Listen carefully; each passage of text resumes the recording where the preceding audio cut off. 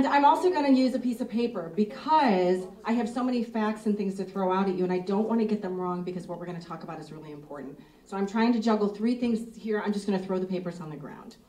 Okay, here we go. So as you heard, I'm a woman, I'm a physician, I'm an entrepreneur, a singer-songwriter, but I'm also a mother. And I'm concerned. And one of the things I'm concerned about is something that is near and dear to my heart as a person who struggled with this, but this is the status of health in our nation today and the world. In particular, the obesity epidemic. Now, what I want to tell you is that we as a population are 25 pounds heavier than we were 25 years ago. Obesity rates have increased dramatically since 1970. In particular, they've quadrupled in the age group from 6 to 11-year-olds. Quadrupled.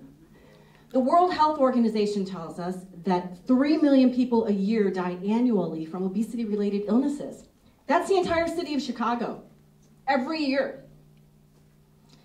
Well, there's been an overwhelming body of research and evidence that actually points to one particular ingredient in our food supply that is directly related to the development of something called the metabolic syndrome. Okay, there's one ingredient that's directly related to this. Now, what's the metabolic syndrome? A lot of you have probably heard of that. But this is when you have abdominal obesity combined with high blood pressure, elevated lipids, and elevated fasting blood glucose, which can lead to something called insulin resistance, right? So many of you have heard of that before. That leads to the metabolic syndrome. Well, here's the thing. The metabolic syndrome is directly associated with things like increasing waistlines, diabetes, and that's me a couple of years ago, by the way. Increasing waistlines, diabetes, hypertension, coronary artery disease, stroke, and lots of other medical problems. Now, the one ingredient that I'm referring to, I'm sure many of you know, is sugar. Oh wait, I need to go back. There we go. It's sugar. It's sugar. Not only sugar, but a particular subcomponent of sugar, in particular fructose. Now, there's been a lot of research on this, okay? We have a lot of information on it, but frankly, nobody really listened to anything about sugar in the 1970s. Back in the 1970s, there was a book that was published by a man named John Yudkin. The book was called Pure, White, and Deadly. It's right, it's true. But nobody listened to him in the 1970s. Instead, what they did is they listened to a man named Ansel Keys, who at the time also had scientific evidence telling us that it was saturated fat that was the problem. So what did the food industry do? The food industry actually listened to us, and what they did is they took out the fat from our food, but they also took out the fiber, and the food tasted like crap, so nobody wanted to eat it. So what did they do? They added sugar. Not only did they add sugar, they added a lot of sugar. Why did they add the sugar? Because otherwise it would taste terrible and nobody would eat it, and they needed something that was palatable. And so this is what we get since the 1970s. This is what's happening. In 2007, there was a book published by Gary Taubes named Good Calories, Bad Calories. I don't know if any of you have ever read that one, but that's about 600 pages. 600 pages of evidence dating back to the 1800s that tells us that sugar is the culprit and not saturated fats. It's indisputable, the evidence that he presented in this book. He has another book called Why We Get Fat, which is much more easy to read, so that's the one I actually suggest to you. The 600-page one is very difficult to get through. In 2009, another physician, brave enough to come out there and really tell the truth, Robert Lustig, you may have heard of him, he's a pediatric endocrinologist from UCSF. He put a video out on YouTube, which has now gone viral, called Sugar, the Bitter Truth. And he just came out there and said it. He said, table sugar and fructose are dangerous. Both of them are dangerous. In fact, they're poison. So he called them poison. Fructose doesn't really get metabolized properly in our bodies, okay? So, but we're still eating it. We all eat it. You know, why do we eat it? Well, because we love it, because it tastes really good. I eat it. It's super wonderful. We crave it. But it's also extremely addictive. It is more addictive than cocaine and ethanol, otherwise known as alcohol, and nicotine. There's rat studies that support that. There's other studies too, but there's rat studies. It's more addictive than cocaine and alcohol. The other thing is it triggers all the reward centers in our brain, and it makes us feel really, really good. But the other thing that it triggers in our brain, or excuse me, the other thing that it doesn't trigger in our brain is the normal signals and mechanisms that tell us that we've eaten too much. So what do? Way too much. I mean, who has just one Lay's potato chip and who just has one little cookie? Nobody does that, right? So we eat an excessive amount of sugar. In fact, there was a time when we were consuming on average 15 grams a day of sugar. That came from normal fruits and vegetables. A healthy amount of sugar that we can all maintain in our diets without getting obese, and that doesn't get metabolized abnormally, but that we can actually use because our brain needs glucose to survive. Natural fruits and vegetables. Today, the average adolescent consumes 100 grams of sugar, mostly in the form of sugar-laden beverages, sodas, juices, supposedly healthy bottled waters, and sports drinks like Gatorade, right? It's no wonder 20% of our adolescents now are considered overweight or obese.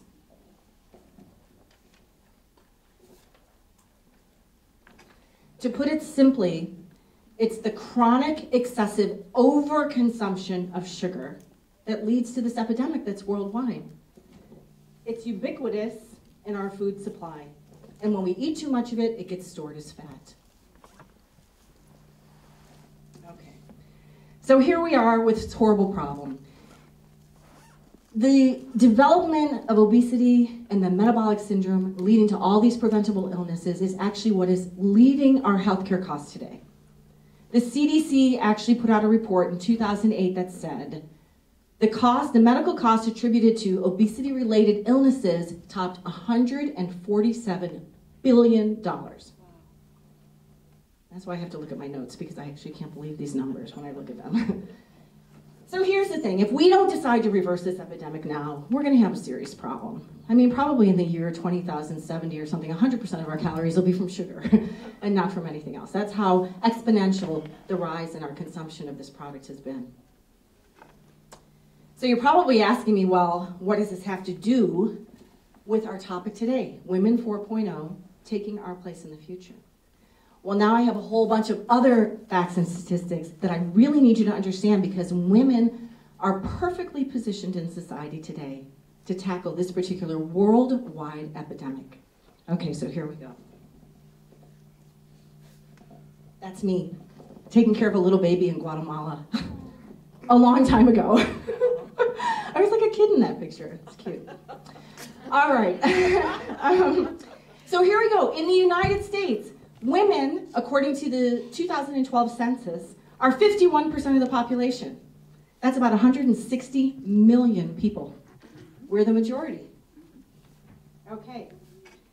Women over 50 control 3/4 of the nation's wealth. Isn't that cool? That's according to MassMutual Financial.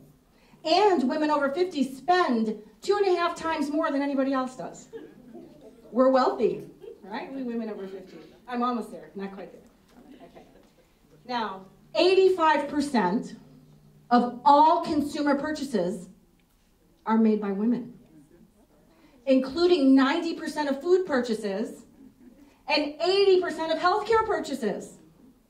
We are very powerful consumers.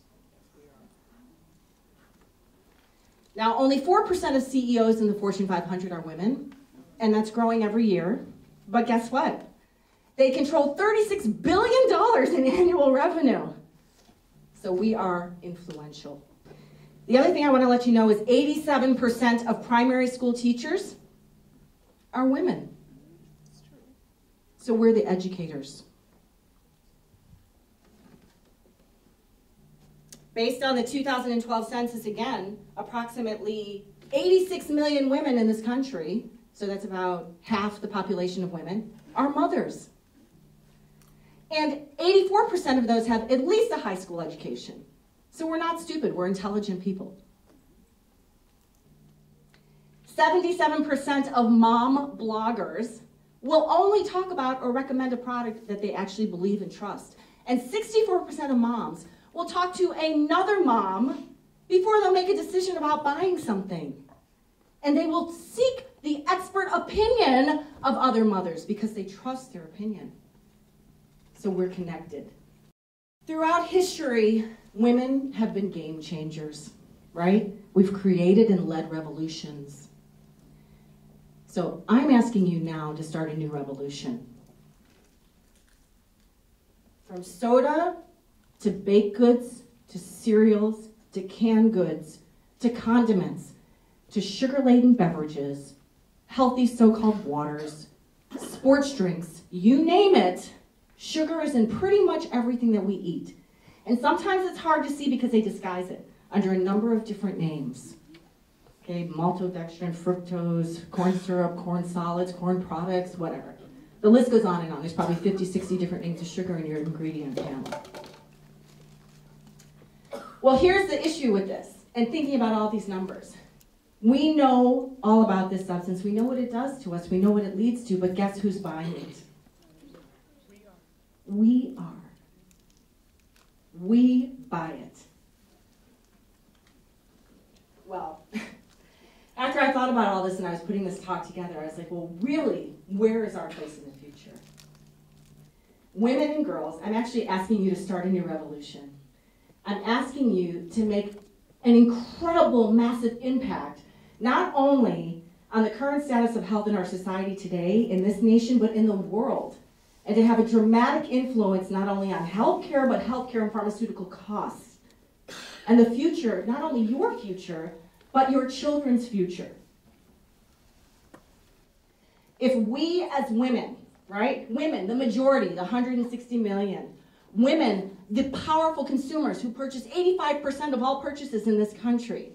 Women, the educators, 87% or something of teachers, school teachers in this country, right? Women, the intelligent, connected people who talk to each other before buying anything else.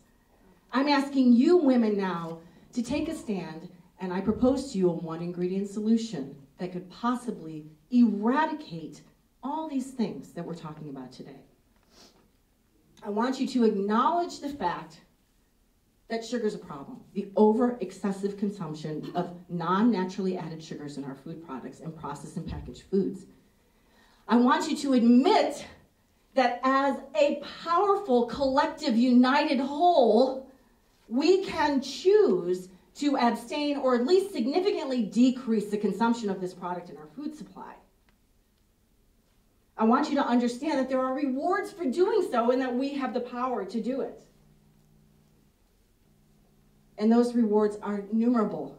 We can virtually eliminate overweight and obesity because we know what the direct cause of it is now, because there is a ton of scientific evidence out there to prove it.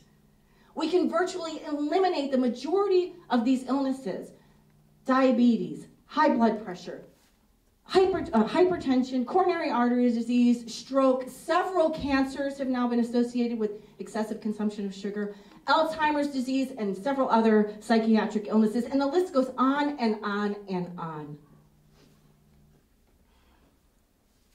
We can have a significant effect on our global economy, on the healthcare costs in this country, and on the pharmaceutical costs in this country with a one-ingredient solution.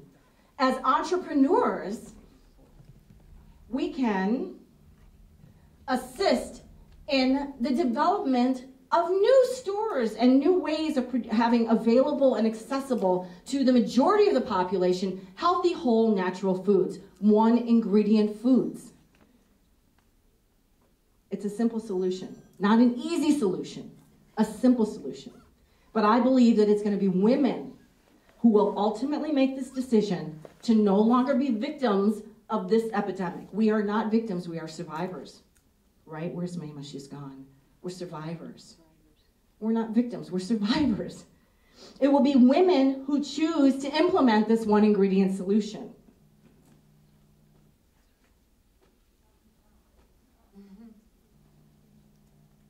Okay, it didn't show the last slide, which was actually the most important.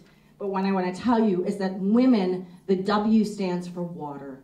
You can make the decision to no longer bring sugar-laden, non-nutritive, empty-calorie drinks into your household and supply them with water instead. Women,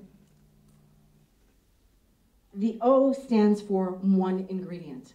We are the one ingredient to eliminate or decrease in sugar, and the one ingredient to increase is one ingredient foods in your diet. Fresh fruit, the pineapple, Not the dried pineapple that comes in the package that's loaded with 37 grams of sugar per serving, but the actual pineapple, okay? Just 1 ingredient foods, 1 ingredient fruits, 1 vegetable, and 1 source of humanely produced proteins. Remember that we control 90% of the food purchases coming in and out of the household, so we can make that decision. The M is for making your meals at home. I don't want you to don't go outside and have most of your meals be packaged processed foods or fast foods. Instead, make your meals at home out of these wonderful 1 ingredients. The E is for empowerment. We are connected. We value our peer-to-peer influence. We talk to each other. Empower each other to make the right decisions. And lastly, the N is for nurture. I'm asking the women of the world to reclaim your status as nurturers. Nourish yourself, nourish your children, nourish the nation, and nourish the world, and by doing so, you will heal us all. This is something very important to me and very important to you.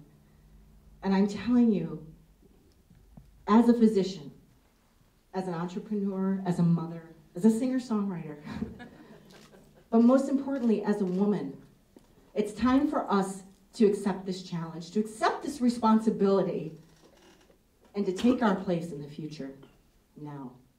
Thank you very much.